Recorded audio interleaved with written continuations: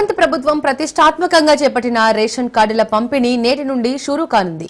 గత 10 ఏళ్లుగా రేషన్ కార్డుల ప్రక్రియ నిలిచిపోగా కాంగ్రెస్ ప్రభుత్వం అధికారంలోకి వచ్చాక కొత్త రేషన్ కార్డులకు గ్రీన్ సిగ్నల్ ఇచ్చింది. ఇప్పటికే రాష్ట్ర వ్యాప్తంగా అన్ని జిల్లాల్లో కొత్త రేషన్ కార్డులను మంజూరు చేసింది.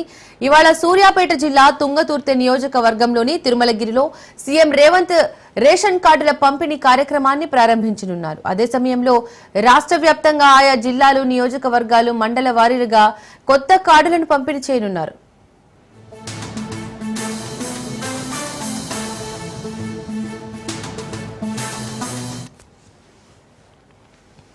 తెలంగాణ వ్యాప్తంగా ఈ నెల 13 వరకు వచ్చిన అప్లికేషన్స్ అన్నిటిని పరిశీలించి అప్రూవ్ చేయాలని మంత్రి ఉత్తమ్ అన్ని జిల్లాల కలెక్టర్లకు ఆదేశాలు ఇచ్చారు. సుమారు 5 లక్షల మందికి కొత్త కార్డులు ఇచ్చేందుకు సన్నద్దమవుతున్నారు.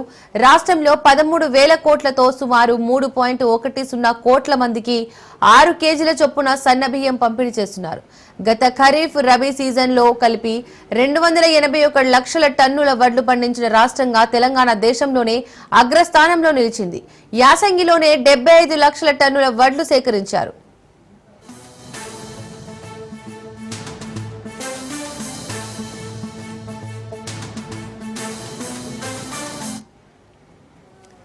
సీఎం రేవంత్ రెడ్డి చేతుల మీదుగా రేషన్ కార్డుల పంపిణీ ప్రారంభం కానుండటంతో తిరుమలగిరిలో 1,00,000 మందితో భారీ బహిరంగ సభ ఏర్పాటు చేస్తున్నారు. మంత్రులు ఉత్తమ్ కుమార్ రెడ్డి, కోమటిరెడ్డి వెంకటరెడ్డి, ఇన్ఛార్జ్ మంత్రి అడ్లూరి లక్ష్మణ్ తో పాటు పలువురు మంత్రులు, ఎమ్మెల్యేలు సభకు హాజరు కానున్నారు.